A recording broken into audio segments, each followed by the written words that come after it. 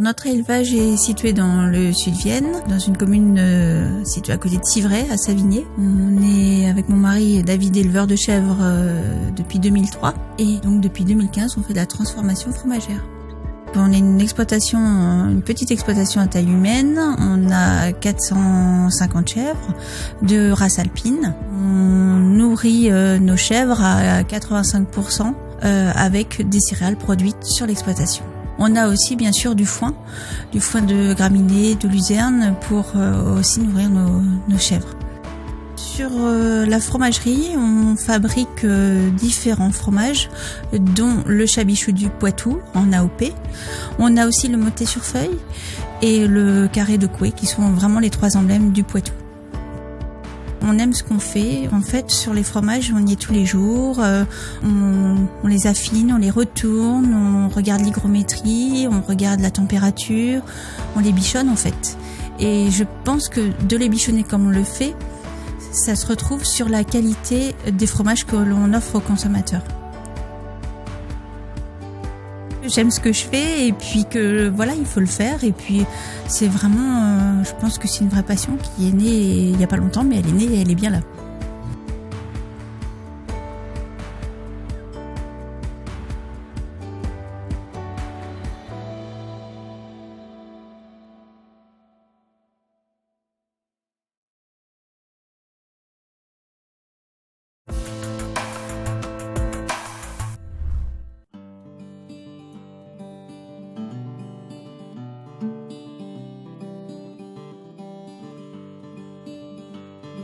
Aujourd'hui, destination le domaine du parc, c'est la ferme de Jean-Frédéric Granger à Celles-lès-Vesco dans la Vienne. La ferme est passée en agriculture biologique cette année. Alors, on met les chèvres au pâturage. On est au mois de novembre, c'est une journée ensoleillée, nous suivons les chèvres qui vont sortir au champ.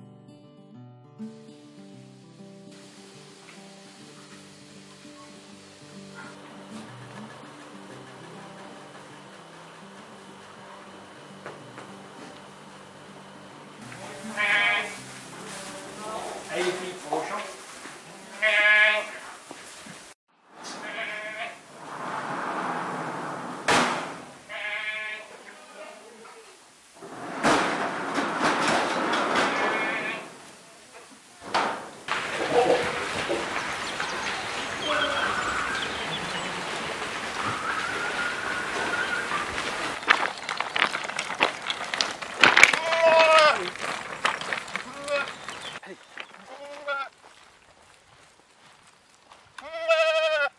Là, tu vois, du plantain neuf. Ça, c'est du plantain trèfle violet.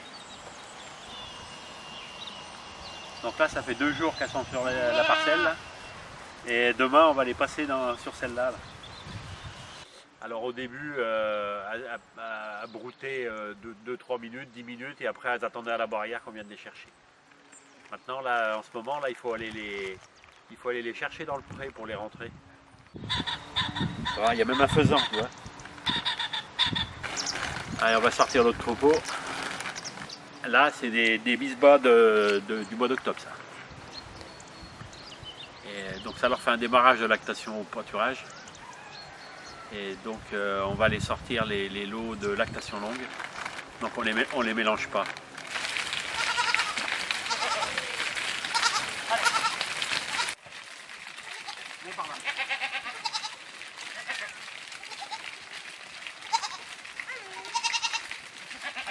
Allez les filles. Allez mes mères.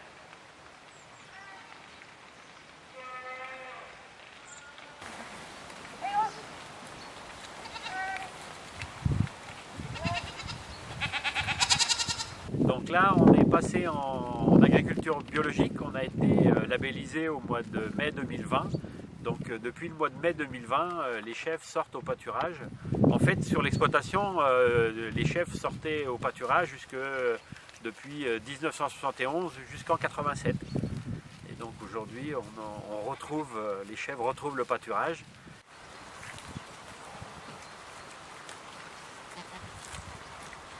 À la base, on faisait du fromage qu'on vend 50% sur des marchés et le reste en épicerie, restaurant et dans les collèges avec la plateforme AgriLocal. Pour le reste, c'est de la viande de chèvre qu'on fait transformer en prestation. On fait de la rillette, de la terrine de foie de chèvre forestière et du saucisson qu'on valorise en circuit court, vente directe au marché. Donc nous, ce qui nous a amené sur le bio, c'est déjà l'autonomie alimentaire. Donc sur l'exploitation, on est autonome en tout ce qui est fourrage, paille, céréales. Donc on cultive du bétail, du maïs. Donc on achète très peu d'aliments. C'est une forme de valorisation, c'est une forme une façon de se démarquer aussi sur les marchés. C'est un ras-le-bol de l'utilisation aussi des pesticides et d'être plus autonome aussi dans nos achats.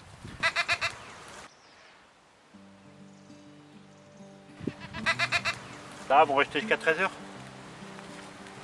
Midi et demi, 13h. Ça dépend de comment on va les rentrer. Il n'y a que si jamais il pleut, quoi.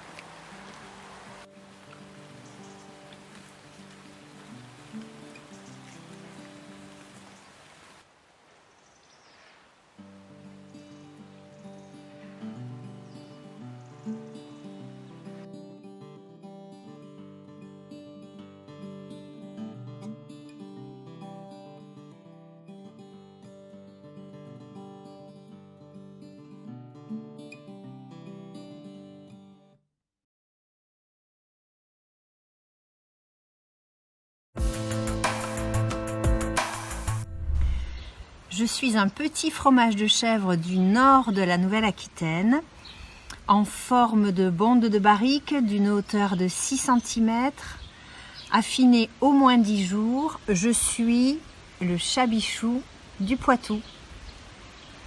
Donc le chabichou du Poitou possède une AOP qui va garantir que le lait, la fabrication et l'affinage ont lieu dans l'aire géographique.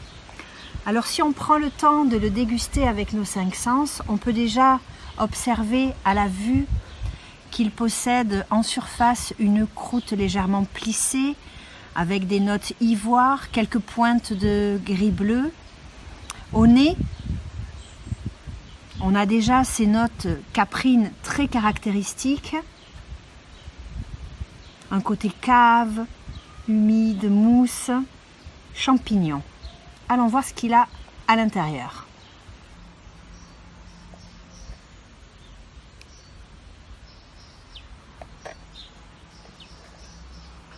Alors à la coupe,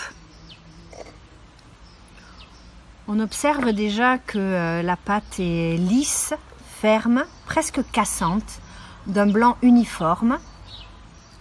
Et en bouche,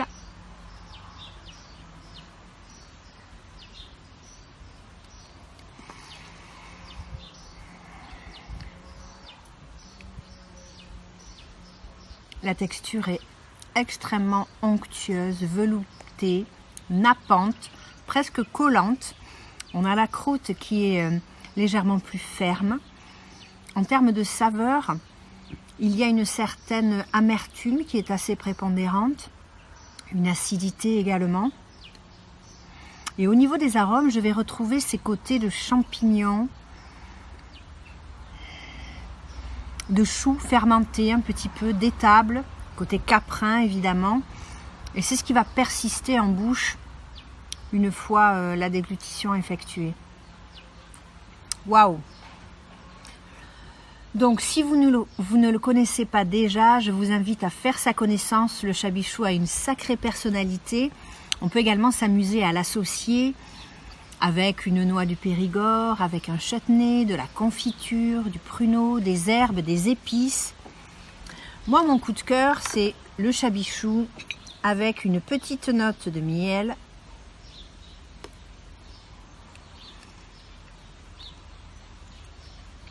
Qui va justement adoucir un petit peu son amertume, faire saliver.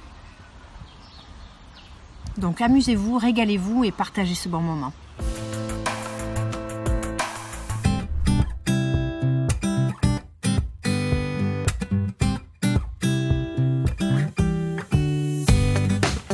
Pour la plantation, ça se passe plutôt début décembre. Les plants sont en caisse généralement. Notre premier travail, c'est de les sortir de ces caisses et puis de les planter directement dans les sacs de culture. On a essayé de trouver le substrat qui se rapproche le plus du sol, sachant que le sol, on l'a surélevé. On a trouvé donc de l'écorce de pin mélangée à de la tourbe, qui ressemble donc carrément à la terre.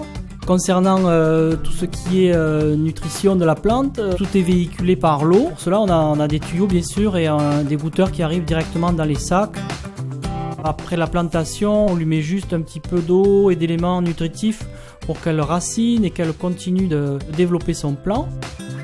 On va faire un toilettage de la plante, sortir quelques feuilles qui seraient un petit peu trop vieilles pour laisser un petit peu la place aux nouvelles jeunes feuilles.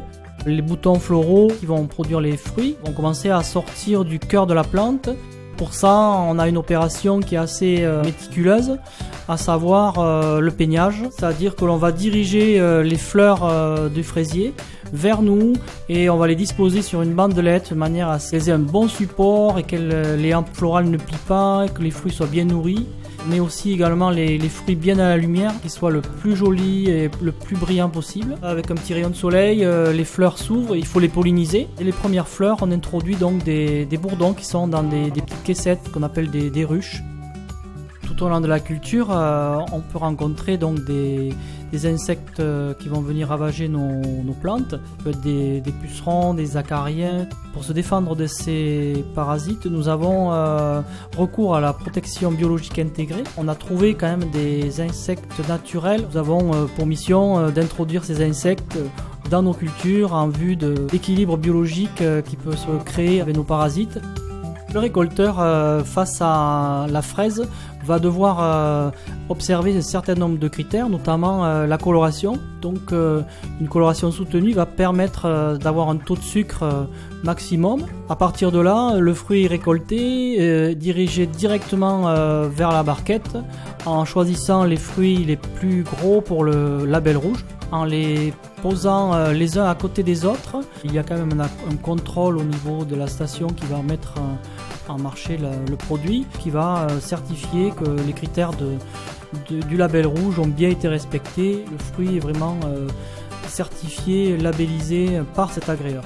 Le fruit, une fois récolté, ne sera plus touché jusqu'à arriver chez le consommateur qui va le prendre pour le déguster.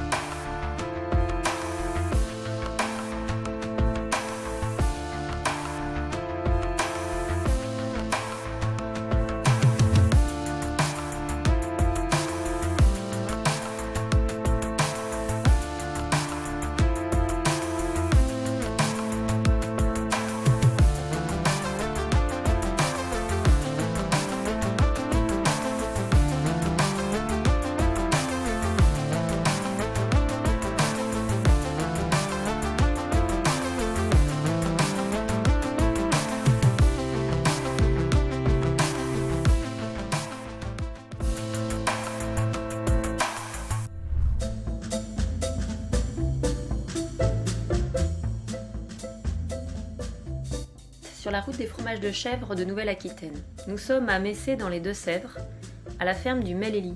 Christophe et Philippe élèvent des chèvres poitevines sur leur ferme labellisée en bio et fabriquent le Mottet sur feuille, ce célèbre fromage du Poitou dont ils vont nous livrer les secrets de fabrication. La feuille est posée, donc séchée sous le fromage.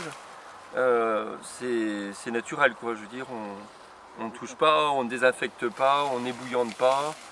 Le tout, c'est qu'elle soit vraiment cueillie. Et la feuille, celle-ci, est intéressante là, au niveau maturité, quoi. On prend surtout les feuilles en hauteur. La feuille joue un rôle dans l'affinage. On obtient en couverture de surface, l'affinage est plus poussé. Au milieu, je dirais, du fromage, la pâte est plutôt souple. Et puis en dessous, l'affinage de surface est stoppé. La feuille, en fait, ça imperméabilise avec le milieu extérieur. Et du coup, quand on a une bouchée de Mottet sur feuille dans la bouche, on a ces trois affinages, quoi.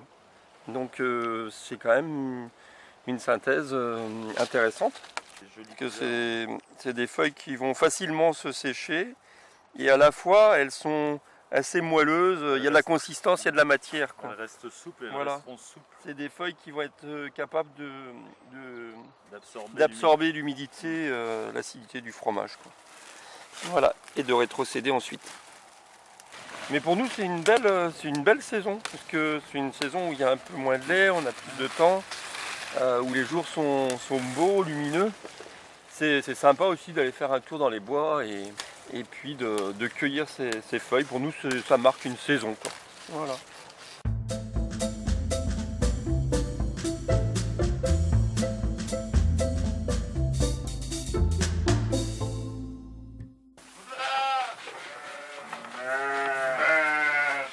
Ici, ce sont des chèvres poitevines, une race locale qui a été sauvegardée grâce aux éleveurs qui l'ont choisie.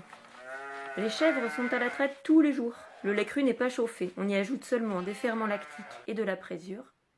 24 heures après, le lait s'est transformé en caillé, il est prêt à être moulé.